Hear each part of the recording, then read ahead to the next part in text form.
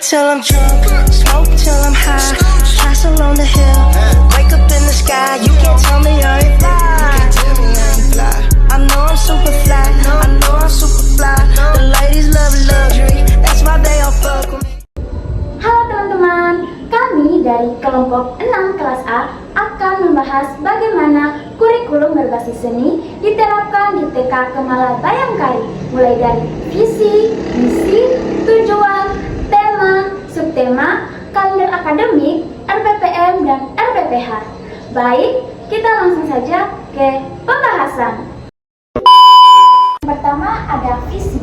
Visinya yaitu mewujudkan generasi yang kreatif, mandiri, berkarakter, mencintai budaya, dan mampu mengekspresikan diri melalui seni.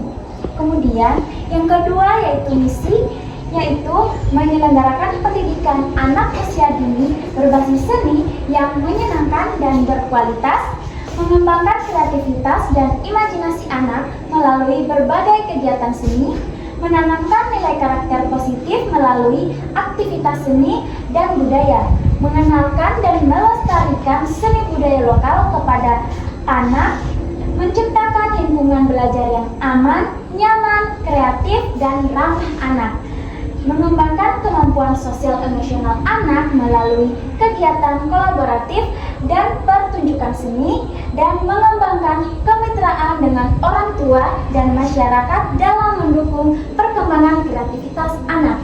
Yang ketiga yaitu tujuan.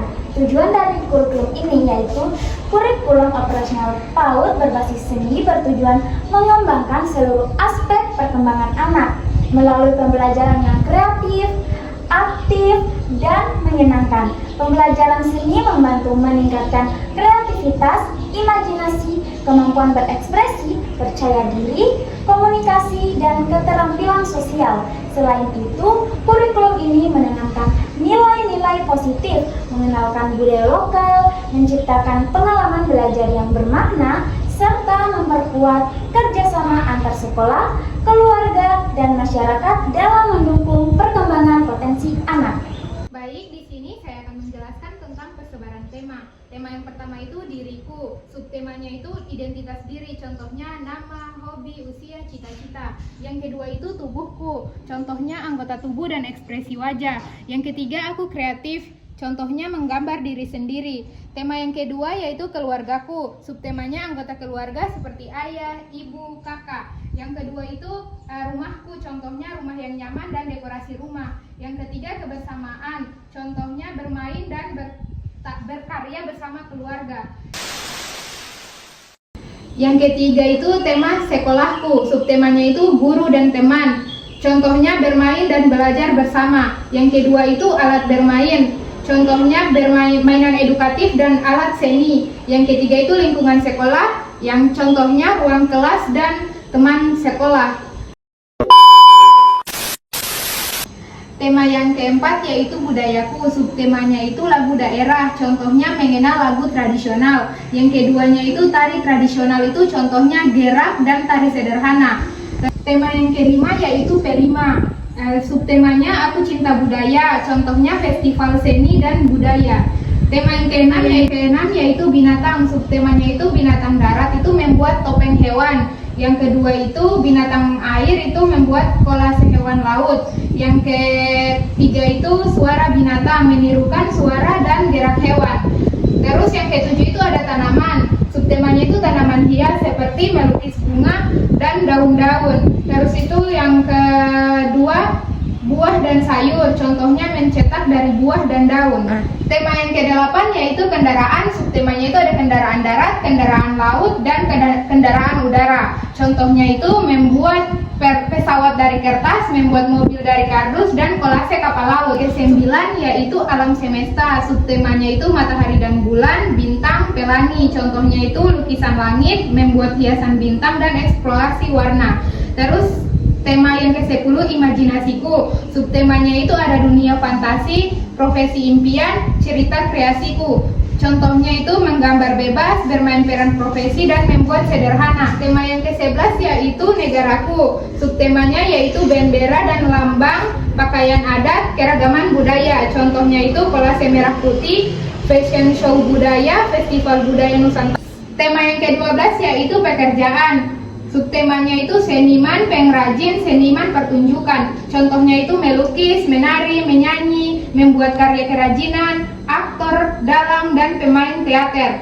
Tema yang ke-13 yaitu rekreasi. Subtemanya bermain di pantai, bermain di kebun binatang, dan bermain di taman. Contohnya itu mengenal berbagai jenis hewan, makanan hewan, dan cara merawat hewan. Bermain taman, mengenal tanaman, bunga-bunga, serta menjaga lingkungan. Tema yang ke-14 yaitu persiapan SD. Subtemanya itu mengenal huruf, menulis kreatif, contohnya huruf kreatif, dan menebalkan dan menulis sederhana. Tema yang ke-15 yaitu kebutuhanku. Subtemanya itu makanan dan minuman, pakaian, tempat tinggal. Contohnya itu makanan sehat dan bergizi, jenis pakaian yang sesuai dengan cuaca dan kebutuhan, tempat tinggal itu rumahku, fungsi dari setiap ruangan. Tema yang ke-16 yaitu lingkunganku. Subtemanya itu ada rumah dan sekitar, kebersihan lingkungan, dan lingkungan sekolah. Contohnya itu alamat rumah, tetangga, fasilitas rumah, menjaga kebersihan dan membuang sampah, halaman sekolah, dan kelas. Baik, di sini saya akan menjelaskan kalender akademik semester gasal atau ganjil TK Kemala Bayangkari 2026-2027. Langsung saja, di bulan Juli 2026 dari tanggal 1 sampai tanggal 10 itu persiapan tahun ajaran baru. Di tanggal 17 hari pertama masuk sekolah. Di tanggal 14 Juli sampai 17 Juli itu masa orientasi siswa. Di tanggal 20 Juli sampai Agustus 2026 tanggal 7 tema diriku.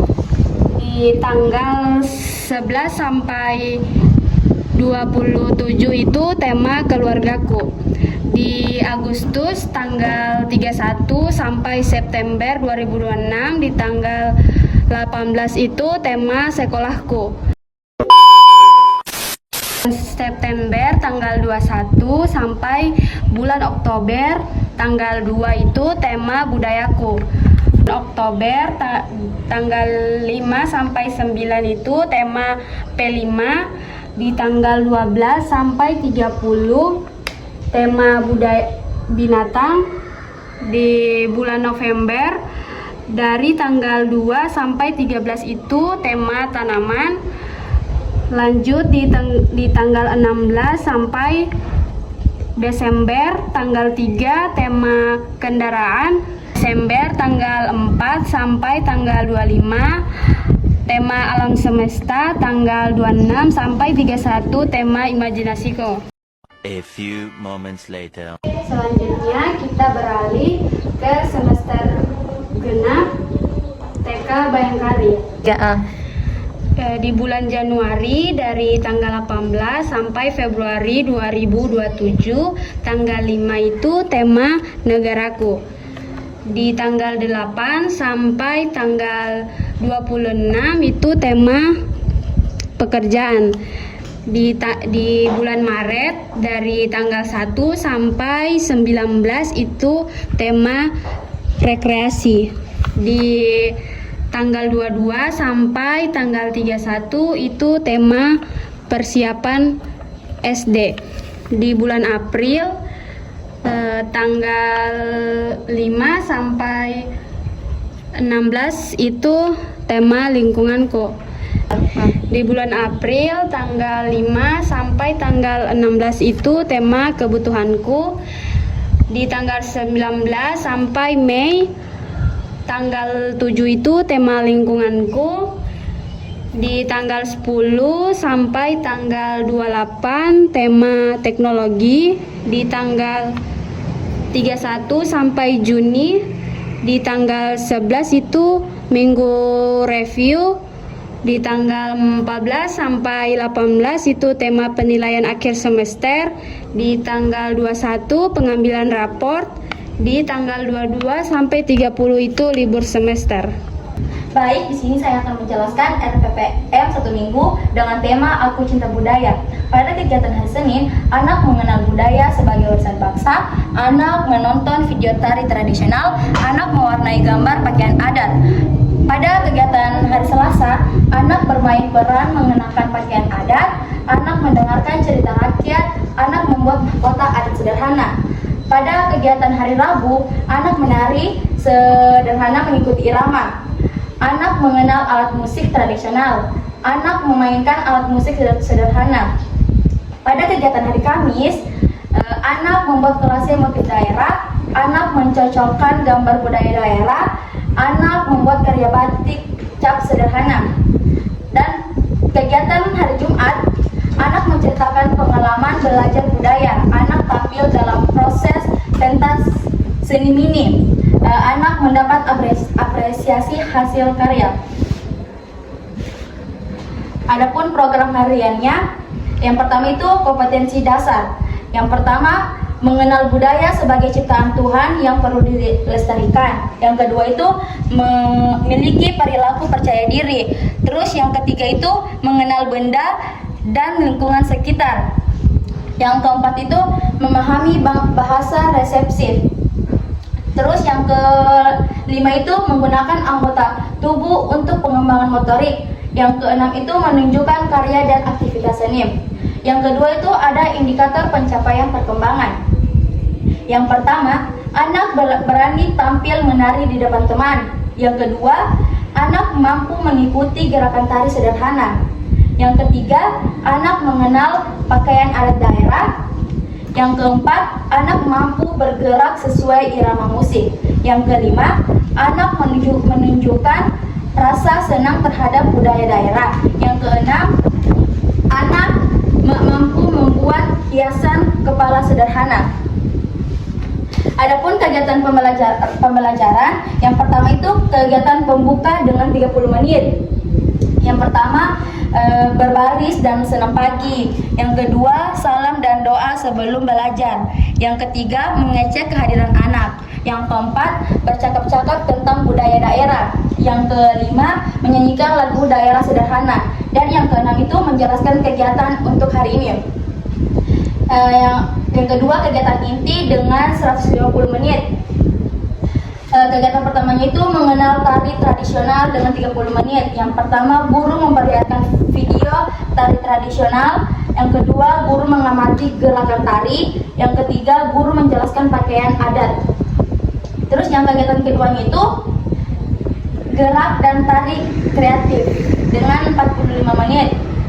Anak mengikuti gerakan sederhana. Anak bergerak mengikuti irama musik. Guru memberikan contoh gerak tangan dan kaki. Few inches later. Kegiatan ketiga itu membuat hiasan kepala dengan 45 menit. Yang pertama, guru menunjukkan cara membuat mahkota sederhana. Yang kedua, anak menghias mahkota menggunakan kertas warna. Yang ketiga, anak memakai hasil karya seni sendiri. Terus yang kegiatan keempat itu pentas seni mini dengan 30 menit. Anak tampil menari bersama, guru memberikan apresiasi, dan anak berfoto bersama hasil karyanya.